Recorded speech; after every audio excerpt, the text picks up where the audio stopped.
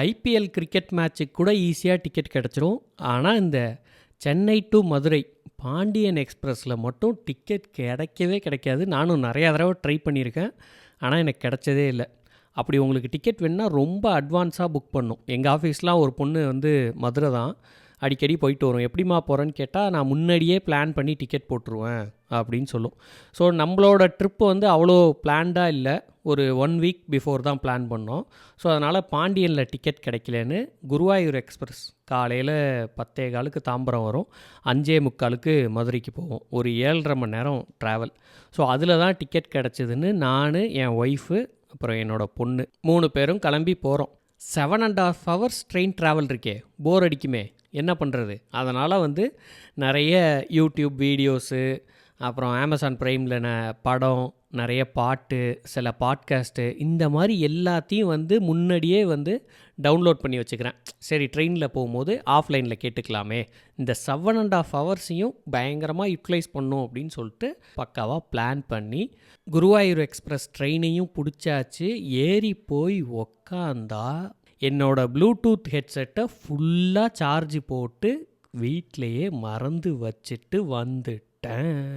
Phone ஃபுல்லாக videos, songs, podcast எல்லாமே இருக்குது, ஆனால் கேட்கவே முடியாது. என் ஒய்ஃபுக்கிட்ட ஒயர்டு ஹெட்செட் தான் இருக்குது, அது என் ஃபோனுக்கு செட் ஆகாது. அவங்கள்ட்ட வேறு ஹெட்செட்டும் இல்லை. என் ஒய்ஃப் வந்து பயங்கரமாக சிரிக்கிறாங்க. அவ்வளோ பிளான் பண்ணி எல்லாம் ஏற்றுனியே, என்னாச்சு அப்படின்னு. என்ன பண்ண முடியும்? தாம்பரம் டு மதுரை தான் போகிறோம். திருப்பி மதுரை டு தாம்பரம் வரும்போதும் இதே மாதிரி ஹெட்செட் இல்லாமல் சும்மா தான் வரணும். ஃபோன் யூஸ் பண்ணாமல் 7.5 hours ஃபுல்லாக மதுரைக்காரங்களோட ஃபன் பண்ணிட்டு தான் போகணும் போல் அப்படின்னு நினச்சிட்டு இருந்தேன். என் சீட்டுக்கு பக்கத்து சீட்டில் ஒரு பாட்டி உக்காந்துருக்காங்க. ஒரு 70 வயசு இருக்குன்னு வச்சுக்கோங்க. அவங்களோட பையன் ஒரு 35 வயசு இருக்கும், அவரும் உட்காந்துருக்காங்க. 2 பேரும் வந்து இந்த ஜன்னல் சீட்டில் ஒருத்தரை ஒருத்தர் பார்த்த மாதிரி உக்காந்துருக்காங்க. டிடிஆர் வந்து வரிசையாக எல்லாரோட டிக்கெட்டையும் செக் பண்ணிட்டு வராரு. அந்த பாட்டியோட பையன்கிட்டையும் வந்து டிக்கெட் கேட்குறாரு. அவர் காட்டின டிக்கெட்டில் பார்த்திங்கன்னா, அந்த பையனுக்கு டிக்கெட் இருக்குது, அந்த ஒரு பாட்டி உட்காந்துருக்காங்கல்ல, ஸோ அவங்களுக்கு பதிலாக இவர் வந்து வேறு யாரோ ஒருத்தருக்கு டிக்கெட் எடுத்திருக்காரு. ஃபார் எக்ஸாம்பிள், அவர் வந்து அவரோட ஒய்ஃபுக்கு டிக்கெட் எடுத்திருக்காரு, ஆனால் அவங்க ஒய்ஃப் வரல. அதுக்கு பதிலாக வந்து இவரோட அம்மா இவங்க வராங்க. ஸோ டிடிஆர் பார்த்துட்டு, என்னடா அது டிக்கெட்டில் வந்து வயசு 35 அந்த மாதிரி போட்டிருக்கு, இங்கே ஒரு பாட்டி உட்காந்துருக்காங்களேன்னு, உங்களோட டிக்கெட் எங்கே அப்படின்னு அவங்கள கேட்குறாரு. அப்போ இந்த பையன் சொல்கிறாரு, என்னோடய அம்மா தான் சார், இதே மாதிரி என் ஒய்ஃப் வரல, அவளுக்கு பதிலாக இவங்க வந்திருக்காங்க. என்னமோ சினிமா தேட்டரில் வந்து இவங்க வர்றடா அவங்க உட்கார்ற மாதிரி சொல்கிறாரு. டிடிஆர் சொல்கிறாரு, அப்படிலாம் பண்ண முடியாது சார், இந்த டிக்கெட்டில் யார் பேர் இருக்கோ அவங்க தான் வரணும், இந்த மாதிரிலாம் வரக்கூடாது, இவங்களை இறங்கி அன்ரிசர்வ்டு கோச்சுக்கு போக சொல்லிடுங்க அப்படின்ட்டாரு. உடனே அந்த பாட்டி, மதுரைக்கார பாட்டி தான், சண்டைக்கு வந்துருச்சு. என்ன எதுக்கு ஏஞ்சி போக சொல்கிறீங்க? நான் என்ன டிக்கெட் எடுக்காமையா வந்து உக்காந்துருக்கேன்? அதான் உங்கள் கையில் டிக்கெட் இருக்குது, அவள் வரல, அவளுக்கு பதிலாக நான் வந்திருக்கேன், என்ன எதுக்கு ஏஞ்சி போக சொல்கிறீங்க? என்னாலாம் போக முடியாதுப்பா அப்படின்னு அந்த பாட்டி ஒரே சண்டை. டிடிஆரே எடுத்து பேசிக்கிட்டு இருக்கு, இவர் என்ன சொன்னாலும் கேட்க மாட்டேங்குது. சரின்னு சொல்லிட்டு டிடிஆர் வந்து இப்போது ஒரு கன்க்ளூஷன் வந்துட்டார். இவர் வந்துட்டார், ஏன்னா அந்த பாட்டியை என்ன சொல்லியும் மாற்ற முடியல, அவங்க பேசினதையே தான் பேசிகிட்டு இருக்காங்க. சரிம்மா, நீ வந்து இறங்கி அன்ரிசர்வ்டுக்கு போக வேணாம், இப்போ நீ உக்காந்துருக்கீல இந்த இடத்துக்கு ஒரு ரிசர்வேஷன் டிக்கெட்டு 280 ரூபா ஆகும், அதை கொடுத்துருங்க அப்படிங்கிறாங்க. மறுபடியும் பாட்டி சண்டைக்கு வருது. எதுக்கு சார் கொடுக்கணும்? நான் என்ன டிக்கெட் இல்லாமையா வந்திருக்கேன்? அதான் என் பையன் டிக்கெட் வச்சுருக்கா, நான் அதில் தான் உட்காந்துருக்கேன், இதுக்கு எதுக்கு இன்னொரு டிக்கெட் எடுக்க சொல்கிறீங்க? அந்த பையன் பார்த்துட்டு, நீ கொஞ்சம் சும்மா இருமா அப்படின்னு சொல்லி காசை எடுத்து கொடுக்குறான். அதுக்கும் விட மாட்டேங்குது. இந்த பாடுறா, நீ இந்த மாதிரிலாம் காசு கொடுத்தேன்னு வையி, நான் இறங்கி அன்ரிசர்வ்டு கோச்சு போயிடுவேன். இத்தனைக்கும் அந்த பாட்டிக்கு ஏதோ காலில் அடிபட்டிருக்கு, கட்டுலாம் போட்டிருக்காங்க. ஏஞ்சி நான் போகிறேன், இந்த ஆளுக்கெல்லாம் நீ காசு கொடுக்கக்கூடாது, இந்த ஆள் லஞ்சம் வாங்குறான். டிடிஆருக்கு வந்து பயங்கர கோவம் வந்துட்டு, என்னடா இது நம்ம இவ்வளோ சொல்கிறோம், நம்மளை இது பண்ணுதுன்னு. சரிம்மா நீ இறங்கிக்க, அடுத்த ஸ்டேஷனில் இறங்கு, நான் வந்து போலீஸை வர சொல்கிறேன், இது வந்து இப்போ ஆகிற கதை இல்லை அப்படின்னு சொல்லி அவர் டென்ஷன் ஆகிட்டார். அதுக்கப்புறம் அந்த பையன் அந்த டிடிஆரை கொண்டு போய் ஏதோ சமாதானப்படுத்தி இந்த அம்மாக்கான டிக்கெட்டை வாங்கிட்டு வந்ததுக்கு அப்புறமும் இந்த பாட்டி சமாதானமே ஆகலை. இந்த பையனை போட்டு பயங்கரமாக திட்டிகிட்டு இருக்கு. ஃபுல் என்டர்டெயின்மெண்ட் தான் எனக்கு, ஹெட்செட் எடுத்து வரலங்கிற ஒரு குறையே தெரிலன்னு வச்சுங்களேன். ஸோ இவ்வளோ நடந்திருக்குல்ல, இவ்வளவும் நடந்து முடிஞ்சு கொஞ்ச நேரம் ஆனவுடனே வந்து மத்தியானம் சாப்பிட்ற டைம் வந்துருச்சு. பாட்டி வந்து ஏதோ வீட்லேருந்து சாப்பாடு எடுத்து வந்திருக்காங்க. அதை சாப்பிட்டுட்டு இருக்காங்க. அந்த பையனும் சாப்பிட்டுட்டு இருக்காரு. அப்போ வந்து இந்த டிடிஆர் வந்து இந்த பக்கம் கிராஸ் பண்ணுறாரு. இப்போ இதே இடத்துல நீங்கள் இருக்கீங்க. நீங்கள் வந்து டிடிஆரோட அவ்வளோ சண்டை. அவரும் பயங்கரமாக உங்களை திட்டியிருக்காரு. இந்த மாதிரி இருக்குது. இப்படி இருந்தால் நீங்கள் அவரை திருப்பி பார்த்தா பேசுவீங்களா? ஆனால் அந்த பாட்டி வந்து, இந்தாப்பா நீ சாப்பிட்டியா, எங்ககிட்ட இன்னொரு பொட்டலம் இருக்குது, இதை வேணால் சாப்பிடு அப்படின்னு சொல்லி அவங்க ஒரு பார்சல் வச்சுருக்காங்க. அதை எடுத்து அவருக்கு கொடுக்குறாங்க. அவரும் மதுரைக்காரர் தான் போல். அவர் வந்து, இல்லைம்மா வேணாம், நமக்கு வீட்டு சாப்பாடு இருக்குது, நான் எடுத்து வந்திருக்கேன். அப்படியா, என்ன எடுத்து வந்திருக்க அப்படின்னு 2 பேரும் கேஷுவலாக பேச ஆரம்பிச்சிட்டாங்க. நான் இதை வச்சுருக்கேன், நீங்கள் சாப்பிடுங்க அப்படி இப்படின்னு நார்மலாக பேசிவிட்டு அவர் அந்த பக்கம் போயிட்டார். இந்த பாட்டி பட்டில் நார்மலாக இருக்காங்க. இது சம்பவம் நம்பர் 1. ஆக்சுவலாக எனக்கும் என் ஒய்ஃபுக்கும் வந்து தனித்தனி கம்பார்ட்மெண்ட்டில் தனித்தனி டிக்கெட்டாக கிடச்சிருச்சு. அவங்களுக்கு வந்து S3ல கிடச்சிருக்கு டிக்கெட்டு. எனக்கு வந்து S11ல் இருக்கானா. ஸோ என் ஒய்ஃபும் என் பொண்ணும் அங்கே இருக்காங்க, நான் இங்கே இருக்கேன். ஸோ என் ஒய்ஃப் வந்து ஃபோன் பண்ணுறாங்க, கொஞ்சம் சீக்கிரம் வாங்க, இவளை என்னால் சமாளிக்கவே முடியல. நான் அங்கே போய் பார்க்குறேன், என் பொண்ணு வந்து பயங்கரமாக துருத்துன்னு ஆட்டம் போட்டுக்கிட்டே இருக்கா. இவளால் வந்து அவளை பிடிச்சி கட்டுப்படுத்த முடியல. ஸோ நான் இருந்தால் கொஞ்சம் ஹெல்ப்ஃபுல்லாக இருக்கும்னு அவள் வந்து, நீங்கள் பேசாமல் இங்கேயே உட்காரு. ட்ரெயின் வந்து பயங்கர ஃபுல்லு. ஸோ இடமே இல்லை, நான் எப்படி உட்கார்றது? ஸோ நான் போயிட்டு டிடிஆர்கிட்ட கேட்குறேன். டிடிஆர் வந்து, சார் ட்ரெயின் வந்து ஃபுல்லு, நீங்கள் யாராவது ஒரு பேசஞ்சரை வந்து மாற சொல்லிவிட்டு நீங்கள் இங்கே உட்காந்துக்கோங்க, அதுதான் பண்ணலாம், வேறு எதுவும் பண்ண முடியாது அப்படின்ட்டாங்க. இப்போ வந்து என் ஒய்ஃப் கம்பார்ட்மெண்ட்டில் இருக்கிற யாரையாவது ஒருத்தரை வந்து S11க்கு போக சொல்லிவிட்டு நான் இங்கே உட்காரணும். என்னோடய S11 கோச்சில் பார்த்திங்கன்னா எல்லோரும் கொஞ்சம் வயசானவங்களாக இருக்காங்க. ஸோ அவங்களால இவ்வளோ தூரம் நடந்து லக்கேஜெலாம் எடுத்துகிட்டு மாறுறது கஷ்டம். ஸோ என் ஒய்ஃப் உட்காந்துருந்த கம்பார்ட்மெண்ட்டில் கொஞ்சம் எல்லோரும் வந்து கொஞ்சம் மிடில் ஏஜாக இருந்தாங்களா. ஸோ யாரையாவது மாற சொல்லலாம் அப்படின்னு சொல்லி கேட்கும்போது ஒவ்வொருத்தர் ஒவ்வொரு ரீசன் சொன்னாங்க. ஒருத்தர் இந்த ஜன்னலோர சீட்டு, எதுனா அந்த விண்ணை தாண்டி வருவாயால் சிம்புவும் த்ரிஷாவும் உட்காந்துருப்பாங்க பாருங்கள். ஸோ அந்த மாதிரி அந்த விண்டோ சீட்டில் உட்காந்து ஜாலியாக வேடிக்கை பார்த்துட்டு பாட்டு கேட்டுட்டு வராரு. அவர் ஒருத்தர் தான், ஆப்போசிட்டில் ஒருத்தர் உட்காந்துருக்காரு. அவர் வேறையாம். அவர் வந்து, நான் திருச்சியில் இறங்கிடுவேன் சார், நான் மதுரை வரைக்கும் போகலங்கிறாரு. ஸோ இவரை கேட்குறேன், இவர் தான் வந்து மதுரை வரைக்கும் போகிறாரு. நீங்கள் கொஞ்சம் வந்து அங்கே S11ல் மாதிரி உட்காந்துக்க முடியுமா, நான் இந்த மாதிரி ஃபேமிலியோடு வந்திருக்கேன் அப்படின்னு அவர்கிட்ட கொஞ்சம் ரெக்வஸ்ட் பண்ணுறேன். அவர் வந்து இந்த ஜன்னலோர சீட்டுக்காகவே இந்த ட்ரெயினில் ஏறி வந்த மாதிரி பயங்கரமாக என்ஜாய் பண்ணிகிட்டு இருக்காரு. அவர்கிட்ட போய் கேட்கவும் அவர் வந்து, இல்லை S11 இல்லைண்ணே போக முடியாதுண்ணே அப்படிங்கிற மாதிரி சொல்லிகிட்டு இருக்காரு. மதுரைக்காரர் தான்.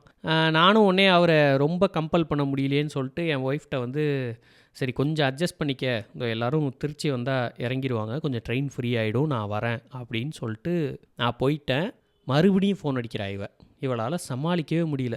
இவன் என் பொண்ணுக்கு வந்து சாப்பாடு ஊட்டணுன்னாலும் இல்லை ஏதாவது கொடுக்கணுன்னாலும் அவளால் பொண்ணை கட்டுப்படுத்தி உட்கார வச்சு கொடுக்க முடியல. இந்த பக்கம் ஏதாவது எடுக்க பார்த்தா இந்த பக்கம் என் பொண்ணு எங்கேயாவது ஓடி போயிடுது. என்ன பண்ணுறது, நான் தான் கொஞ்சம் அட்ஜஸ்ட் பண்ணுன்னு சொல்கிறேனே அப்படின்னு சொல்லி நான் சொல்கிறத பார்த்துட்டு நம்ம தலைவன் ஜன்னலோரம் உட்காந்து வேடிக்கை பார்த்துக்கிட்டே வந்துகிட்டு இருந்தானே, அவன் வந்து, அண்ணா நான் மாறிக்கிறேன் பரவாயில்ல அப்படின்னு சொல்லிட்டு S11க்கு என் கூடவே வராரு. வரும்போதே கேட்குறாரு, உங்களது ஜன்னல் சீட்டானே? ஆக்சுவலாக நான் போட்டிருந்தது வந்து பர்த் டிக்கெட் தான். ஆனால் வந்து டேயில் வந்து யாரும் தூங்க மாட்டாங்க அப்படிங்கிறதுனால எல்லாருமே உட்காந்தான் இருப்போம். ஒரு பர்த்தில் 3 பேர் உட்காந்துருப்போம். ஸோ இந்த பக்கம் 3 பேர், அந்த பக்கம் 3 பேர், சைடில் வந்து 2 பேர், இப்படி தான் அந்த ட்ரெயின் இருக்கும். அப்புறம் நான் சொன்னேன், இல்லை நீங்கள் உட்காந்துருக்கிற மாதிரி அந்த சைடு கிடையாது, இந்த பர்த்தில் அதுவும் ஜன்னலோரம் கிடையாது, இந்த பக்கம்தான். சரி பரவாயில்லண்ணே, அதெல்லாம் ஒன்றும் பிரச்சனை இல்லை, பாப்பா வந்து ரொம்ப சேட்டை பண்ணுறா, நீங்களே அங்கே போய் இருங்க, அவரை நான் என் சீட்டில் உட்கார வைக்க போகிறேன். அப்போ தான் வந்து மத்தியானம் சாப்பாடு எல்லாம் சாப்பிட்டுட்டு, நான் சொன்னேன்னே என் கம்பார்ட்மெண்ட்டில் எல்லோரும் வயசானவங்கன்னு. ஸோ அவங்கவுங்க வந்து அந்த பர்த்தை விரித்து படுக்க ஆரம்பிச்சிட்டாங்க. ஸோ இவருக்கு வந்து எங்கே உட்கார்றது, எல்லோரும் 3 6 பர்த் இருக்குது. கரெக்டாக பார்த்திங்கன்னா கீழே 2 பேர், மிடில் பர்த்தில் 2 பேர் படுத்திருக்காங்க, சைட்லேயும் வந்து 2 பேர் வந்து படுத்திருக்காங்க. இப்போ எது ஃப்ரீயாக இருக்குதுன்னு பார்த்தீங்கன்னா, மேலே உள்ள 2 பர்த்து அதுதான் ஃப்ரீயாக இருக்குது. ஒரு பர்த்தில் உள்ளவர் அப்படியே உக்காந்துருக்காரு மேலே ஏறி. என் கூட வந்தவர் அப்படியே என்னை அப்படி திரும்பி பார்த்தாரு, என்னென்ன அப்படிங்கிற மாதிரி. இல்லை எல்லோரும் கொஞ்சம் வயசானவங்க, அதான் படுத்துட்டாங்க போல், நீங்கள் கொஞ்சம் மேலே ஏறி உட்காந்துக்கிறீங்களா அப்படின்னேன். சரிண்ணே பரவாயில்ல. ஜன்னலோரம் அழகாக காற்று வாங்கிட்டு வேடிக்கை பார்த்துட்டு வந்துட்டு இருந்தவர் வேறு வழியே இல்லாமல் 12 1 மணிக்கெல்லாம் மேலே ஏறி உக்காந்துட்டார். இப்போ ட்ரெயினில் வந்து நான் ஏசி கோச்சில் இந்த மாதிரி மேலே ஏறி உக்காந்திங்கன்னா இந்த வெயில் காலத்தில் இந்த டயத்தெல்லாம் போனீங்கன்னா பயங்கரமாக எரியும். உங்களுக்கு அந்த ஃபேன் காற்றும் அவ்வளோவா வராது. மேலே உட்கார்றதுனால ஜன்னல் காற்றும் பெருசாக வராது. அவர் மேலே ஏறி உக்காந்தாரு. எனக்கே கொஞ்சம் பாவமாக தான் இருந்தது. சரி வேறு வழி இல்லையேன்னு சொல்லிட்டு அவரை உட்கார வச்சுட்டு திருப்பி என் கம்பார்ட்மெண்ட்டுக்கு வந்தேன். இது சம்பவம் நம்பர் 2. அப்பாடா அப்படின்னு என் ஒய்ஃப் கம்பார்ட்மெண்ட்டுக்கே வந்து அந்த சீட்டில் உட்காந்து சரின்னு மத்தியானம் சாப்பிடுவோன்னு சாப்பிட்டு முடிக்கிறோம். பக்கத்து கம்பார்ட்மெண்ட்டில் பயங்கர சண்டை. என்னடான்னு போய் பார்த்தா ஒரு அண்ணன் மதுரைக்கு போகிறாரு. ஒரு 35லேருந்து 40 வயசுக்குள்ளே இருக்கும். அவர் ஒய்ஃபு, அவருக்கு 2 பசங்க. ஒரு பையனுக்கு ஒரு 10 வயசு இருக்கும், இன்னொரு பையனுக்கு ஒரு 8 வயசு இருக்கும். அப்புறம் அவரோட அப்பா அம்மா. ஸோ ஆக மொத்தம் 6 பேர் பக்கத்து கம்பார்ட்மெண்ட்டில் புக் பண்ணியிருக்காங்க. லோயர் பர்த் 2, மிடில் பர்த் 2, சைடில் ஜன்னல் ஓரமாக இருக்கும்ல, ஸோ அதில் ஒரு லோயர் பர்த்து, அப்பர் பர்த்து. இந்த 6 டிக்கெட் இவங்களுது. மேலே அப்பர் பர்த் 2ம் வந்து வேறு சென்னை பசங்கன்னு வச்சுங்களேன். ஸோ அவங்க புக் பண்ணியிருக்காங்க. நம்ம அண்ணன் சாப்பிட்டு முடித்தோடனே ஃபேமிலியே வந்து தூங்கணும்னு சொல்லிட்டு பர்த்தை விரிக்கிறார். நம்ம சென்னை பசங்க என்ன சொல்கிறாங்கன்னா, இப்போ எதுக்கு பர்த்தை விரிக்கிறீங்க? நீங்கள் பர்த்தை யூஸ் பண்ணிங்கன்னா நாங்கள் எப்படி கீழே உட்காந்துட்டு வர முடியும்? ஸோ நாங்கள் ஏறி மேலே தான் உட்காரணும், இப்போலாம் பர்த்தை போடக்கூடாது அப்படிங்கிறாங்க. நம்ம அண்ணன் என்ன சொல்கிறாருன்னா, நான் பர்த்து டிக்கெட் தான் எடுத்திருக்கேன், ஏன் இஷ்டம், நான் எப்போ வேணால் தூங்குவேன், எப்போ வேணால் ஏஞ்சி உட்காந்துப்பேன், நீ யார் இதை கேட்குறதுக்கு அப்படின்னு ஒரே சண்டை. ரூல்ஸ் இருக்குது சார், காலையில் 6 மணிலேருந்து நைட்டு 10 மணி வரைக்கும் பர்த்து போடக்கூடாது, உக்காந்துக்கிட்டு தான் வரணும்னு ரூல்ஸ் இருக்குது, நீங்கள் டிடிஆரை கூப்பிடுங்க. நம்ம அண்ணன் அதெல்லாம் கேட்குறதா இல்லை. யோ என்னையா லூசு மாதிரி பேசிக்கிட்டு இருக்க, நான் தான் பர்த்துக்கு டிக்கெட் போட்டிருக்கேன்னு சொல்கிறேன்ல, அப்புறம் நீ படுக்க மாட்டானா நீ உட்காந்துக்கிட்டு வா, நான் ஏன் உட்காந்துட்டு வரணும், எங்களுக்கெல்லாம் கண்ணை கொண்டு போய் சொருகுதியா, அம்மா நீ படுமா, அப்பா நீ படுமா, ஏய் படுங்கடா ஏய் அப்படின்னு ஃபுல் ரகலை பண்ணிக்கிட்டு இருக்காரு. பக்கத்து கம்பார்ட்மெண்ட்டே அலறுது, டிடிஆர்லாம் காணும். அப்புறம் நான் சும்மா இல்லாமல் நானும் உள்ளே போயிட்டு, இல்லைண்ணே அவர் சொல்கிற மாதிரி வந்து பகலில் வந்து படுத்துக்கிட்டு வரக்கூடாது, அதுதான் ரூலு, அவர் விருப்பப்பட்டால் நீங்கள் வேணால் தூங்கிக்கலாம், அவர் தான் உட்காந்துட்டு வரணும்னு விருப்பப்படுறாருல, நீங்கள் பர்த்து யூஸ் பண்ண முடியாது அப்படின்னு நான் வேறு சும்மா இல்லாமல் போய் பஞ்சாயத்துக்கு பேசுகிறேன். அவர் என் பக்கம் திரும்பிட்டார். நீங்கள் போங்க தம்பி, இதெல்லாம் நீங்கள் என்ன வந்து சொல்கிறீங்க, நீங்கள் என்ன டிடிஆரா, ஓய் உங்கள் வேலையை பாருங்கள். ஃபுல் சண்டை போட்டு தலைமை விடலை, எல்லா பர்த்தையும் விரித்து போட்டு படுத்துட்டான். அந்த பசங்க நான் சொல்கிற மாதிரி வேர்க்க விறுவிறுக்க மேலே உட்காந்துக்கிட்டு வராங்க. வேறு வழியே இல்லை. நம்ம அண்ணன் படுத்தார்ல, தூங்குவார்னு பார்த்தா தூங்கவும் இல்லை, சும்மா படுத்திருக்காரு. ஒரு மணி நேரம் கழித்து பார்த்தா அவரோட பர்த்தை எடுத்து போட்டு சும்மா உட்காந்துருக்காரு. திருப்பி கொஞ்சம் நேரம் கழித்து பார்த்தா திருப்பி பர்த்தை போட்டு படுத்திருக்காரு. இந்த மாதிரியே அட்டகாசம் பண்ணிக்கிட்டு வராரு. ஆனால் அவங்கள மட்டும் இறங்கவே விடலை. என் ஒய்ஃப் வந்து என் பொண்ணை தூங்க வைக்க பார்க்குறாங்க. அவளுக்கு வந்து காற்று பற்றாமல் வேர்க்குது போல், தூங்கவே மாட்றான். சரின்னு இந்த அண்ணன் கம்பார்ட்மெண்ட்டை தாண்டினா வந்து ட்ரெயினோட கதவு. ஸோ அங்கே நின்று, அங்கே காற்று வரும், நான் இந்த பக்கம் நின்றுக்கிறேன், நீ அந்த பக்கம் நில்லு, கதவு பக்கம் நிற்காமல், காற்று வரும், அப்படியே அவளை தூங்க வச்சு கொண்டு போய் போட்டுருவோம் நம்ம பர்த்தில். என் ஒய்ஃப் வந்து என் பொண்ணை தூங்க வைக்க ட்ரை பண்ணிக்கிட்டே இருக்காங்க. இதை வந்து நம்ம அண்ணனும் பார்க்குறாரு. இவ கொஞ்சம் கண் அசற மாதிரி இருக்குது, திருப்பி முழிச்சுக்கிறா. இந்த மாதிரியே தூங்க வைக்க ட்ரை பண்ணிக்கிட்டே இருக்கோம்.